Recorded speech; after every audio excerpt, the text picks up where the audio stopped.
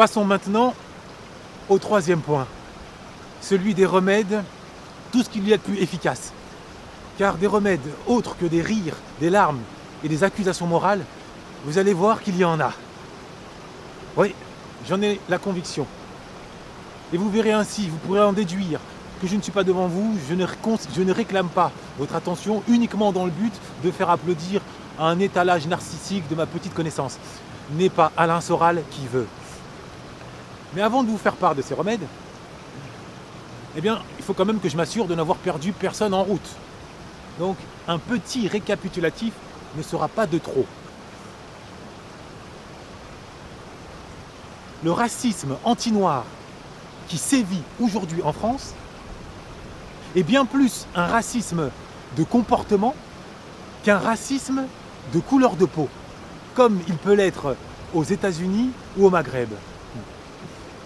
Ce qui signifie que si nous, Noirs de France, nous changeons notre comportement, un changement qui est à notre portée, eh bien, ce racisme aujourd'hui assumé, puisqu'il se vit et se définit un petit peu comme un racisme de réaction, eh bien, ce racisme perdra à la fois toutes ses munitions et toute sa raison d'être. Et dans le même temps, l'argumentaire racialiste, quant à lui, qui est entretenu par des héritiers de Gobineau, lesquels se cachent du côté de Rivarol ou de Radio Courtoisie, eh bien cet argumentaire sera parfaitement mis à nu et laissera ainsi apparaître son véritable visage, celui de la jalousie. Oui, la jalousie. Et je pèse mes mots. Quand notre vibrante et grandiloquente Christiane Taubira, devant l'intelligence de laquelle l'ensemble de la classe politique s'incline, est comparée à une guenon par une certaine et minuscule Madame Anne-Marie. Qu'est-ce que c'est? Sinon l'inavouable expression de la jalousie intellectuelle. Autre exemple, quand un certain Bassem Raïki tente de battre des records d'insultes racistes à notre égard, sous prétexte que ses sœurs, dont il croit être le propriétaire, préfèrent notre compagnie à la sienne ainsi qu'à ses frères, qu'est-ce que c'est? Sinon l'inavouable expression de la jalousie physique. Monsieur Raïki, ce n'est pas notre faute. Si Dieu nous a donné le sens du rythme, le swag, le charisme, la chaleur humaine et la virilité sans calache ni couteau, on n'y est pour rien. Donc, de deux choses l'une. Ou vous faites comme Donald Sterling et vous prenez sur vous, ou alors vous faites une prière et vous demandez au divin qui vous envoie une Zaya, une Nabila ou une Ayem pour une vie ou pour juste une nuit, je ne sais pas. Je referme la parenthèse que je n'avais d'ailleurs pas pris soin d'ouvrir. Ce qui signifie aussi et surtout que si nous, Noirs de France, nous changeons notre comportement, eh bien, nous réduirons à néant, nous éradiquerons l'autre maladie qui se cache derrière. Oui, vous avez bien entendu. Il y a bien une seconde maladie, ô combien plus grave. Et elle se cache derrière le racisme anti-noir, un peu comme un cancer se cacherait derrière une toux grasse. Car, de vous à moi, soyons francs, à la limite, le racisme anti-noir, on peut vivre avec. Alors c'est sûr, ce serait triste pour l'idéal républicain black blanc beurre auquel moi-même je suis un petit peu attaché, c'est vrai. Mais dans l'absolu, on peut vivre avec. Et pour dire les choses, l'amour des autres, ce n'est pas de l'oxygène. On peut s'en passer. C'est vrai, non? Regardons d'ailleurs la communauté juive, la communauté chinoise, la communauté des gens du voyage. Vous pensez vraiment qu'ils se préoccupent de l'amour que les autres peuvent leur porter? C'est le cadet de leurs soucis, comme chacun sait. Et pour cause,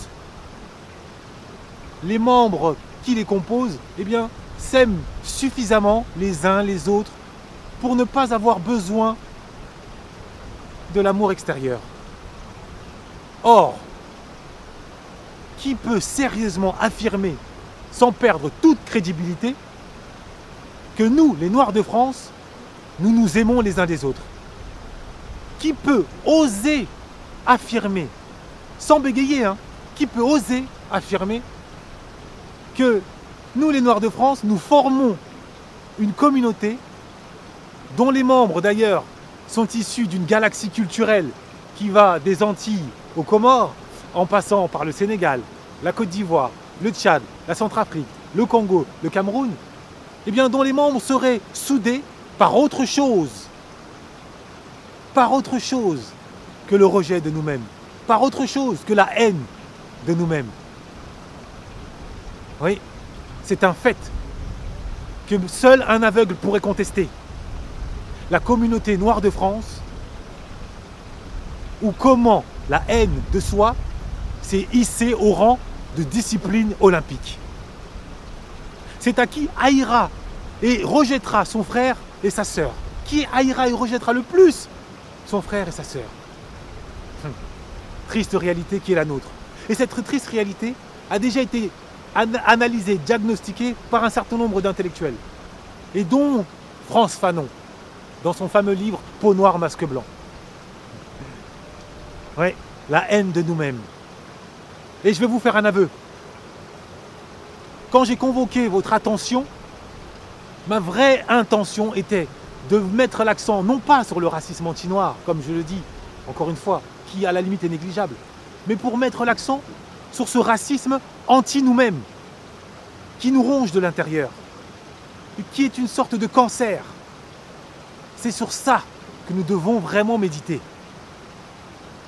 Parce que vraiment, là, je pense qu'on sera tous d'accord, mais ce racisme est hérité, évidemment, de l'esclavage, de la colonisation, mais aujourd'hui nous dévaste de part en part. Autant que les antidépresseurs et le pessimisme dévastent les 10 Français de souche. Autant que l'impolitesse dévaste certains lieux publics. Et ce racisme anti-nous-mêmes, je vais vous dire, il a plusieurs visages. Le visage de la Caïra attitude, le visage de l'aliénation et le visage de l'auto-dénigrement. Le visage de la Caïra attitude, c'est celui un petit peu qui nous vient des gangsters rappeurs. Ils l'ont popularisé. Alors, né aux États-Unis, il a été importé en France et plus globalement dans le monde via la NW Airlines de Ice Cube et consorts. C'est le visage de l'hyper-virilité, de l'hyper-impulsivité, de la violence un petit peu gratuite. Et c'est un visage qui touche la jeunesse et tout particulièrement la jeunesse qui ne possède pas de père. Comme nous l'a montré d'ailleurs le film Menace to Society et même encore mieux le film Boys in the Hood. Et c'est comme ça que pour un simple regard, eh bien on peut terminer à la morgue. C'est comme ça que l'on compte aujourd'hui plus de noirs au banc de la société, du côté de Fleury-Mérogis, de la santé, de Bois d'Arcy, et j'en passe, que sur les bancs de l'université, de la Sorbonne, de Créteil et autres. Triste réalité. Et à ce visage s'ajoute aussi le visage de l'aliénation. Mais la vraie aliénation. Pas celle que l'on a tendance parfois à confondre un peu vite avec une influence culturelle. Non, l'aliénation. Le fait de s'oublier soi-même au profit d'autrui. C'est comme ça que l'on a vu un abo perché sur des talonnettes être accueilli en empereur romain par celles et ceux-là même dont il ne s'était pourtant pas privé de souiller l'honneur et la mémoire. En ayant affirmé quelques années auparavant, haut et fort, hein, face au monde, si j'ose dire, que l'Afrique n'avait pas mis un pied dans l'histoire. Vous vous souvenez, l'Afrique n'aurait pas mis un pied dans l'histoire.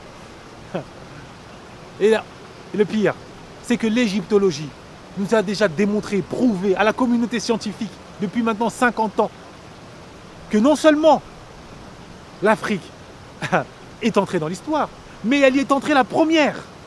Non pas la deuxième, non pas la troisième, la première. Et qu'elle a permis aux autres d'y accéder, avant d'en être éjectés cruellement, oui, dans des conditions que l'on sait. Ah là là, sa bonté humaniste ayant fini par avoir à se retourner contre elle. Ouais. L'aliénation. Et maintenant, passons au troisième visage qu'incarne ce racisme anti-nous-mêmes. C'est le visage de l'auto-dénigrement. Alors là, sacré visage celui-là. Il a 3 angles. Il y a l'autodénigrement physique. Eh bien, le plus célèbre, c'est celui que l'on observe sur nos hommes noirs célèbres, connus, sur les devants, j'allais dire, sur les feux de projecteurs, des sportifs au chef d'État, qui eh bien, ne s'économisent pas, qui dépensent toute leur énergie à dénigrer ce que Dieu nous a pourtant donné de plus beau, de plus sacré, et qui aujourd'hui fait même saliver l'ensemble de la planète. La femme noire. Comment dénigre-t-il? Eh bien tout simplement en s'affichant systématiquement. Je ne dis pas de temps en temps, hein, comme on pourrait dire l'amour rend aveugle. Non, là c'est systématiquement au bras d'une femme non noire. Et ce qui a une conséquence dévastatrice, c'est que ça laisse planer dans l'esprit commun l'idée que prestige et femme noire seraient incompatibles. Et la deuxième conséquence, cette fois-ci auprès de cette même femme noire sacrée, entre toutes, évidemment, c'est qu'on la voit aujourd'hui accrochée à une obsession, l'obsession de la clarté, l'obsession, voilà, du blanchiment. Ouais, l'autodénigrement physique, auquel s'ajoute le visage de l'autodénigrement spirituel. Et là, j'aborde un sujet ô combien épineux dans notre communauté. Et ce visage de l'autodénigrement spirituel, on le rencontre souvent, peut-être pas toujours, mais souvent, auprès de frères et sœurs qui ont trouvé leur planche de salut identitaire au sein du kémitisme, du noble kémitisme, de l'originel kémitisme. Il n'y a pas de discussion là-dessus. Eh bien, ce qui est un peu dommage, c'est qu'ils consacrent une grande partie de leur salive à cracher leur mépris au visage de celles et ceux de leurs frères et sœurs qui quotidiennement et librement, j'ai bien dit librement, donc je ne parle pas du temps des missionnaires tortionnaires, eh bien librement dans les religions abrahamistes. Ouais. En les accusant comme ça de ne pas honorer leur propre Dieu. Eh bien, malheureusement, ces frères et sœurs oublient ou confondent, on va dire pas oublient, mais confondent l'idée d'universalisme au sens de rationalisme, pas au sens de mission civilisatrice, eh bien, avec certains occidentaux qui s'en sont réclamés et qui ont semé le chaos aux 4 coins du monde. Ils le confondent comme on pourrait confondre en quelque sorte eh bien, le football avec les déviances de certains footballeurs, comme on pourrait confondre le catholicisme avec la pédophilie, l'histoire de l'Afrique avec l'esclavage. Voilà, ça c'est le visage de l'autodénigrement spirituel. Et puis il y a un dernier visage de l'autodénigrement, c'est l'autodénigrement intellectuel, plus connu sous le nom de complexe d'infériorité. Alors là, c'est un sujet plus que sérieux, parce qu'il ravage littéralement, il n'y a pas d'autre mot, la jeunesse en profondeur.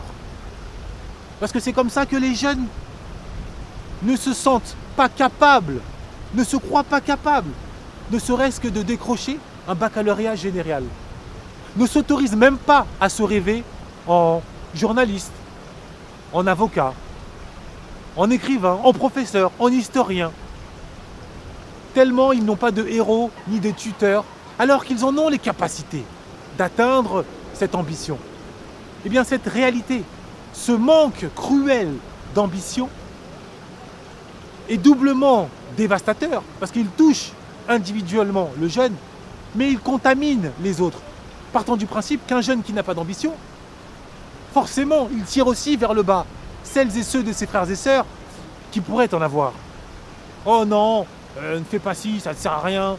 T'es un black comme moi, on n'arrivera à rien. Oh, laisse tomber, tu te prends pour qui, tu n'y arriveras jamais. Voilà.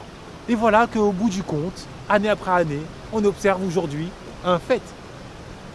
Un noir bachelier, aujourd'hui en France, ça sonne comme un miracle. Ça sonne comme une blague de mauvais goût. Voilà un petit peu le panorama, le diagnostic de ce racisme anti-nous-mêmes, de cette haine, de ce cancer identitaire qui nous ronge de l'intérieur, mais qu'on va éradiquer, vraiment. Et on va éradiquer avec les remèdes que voici.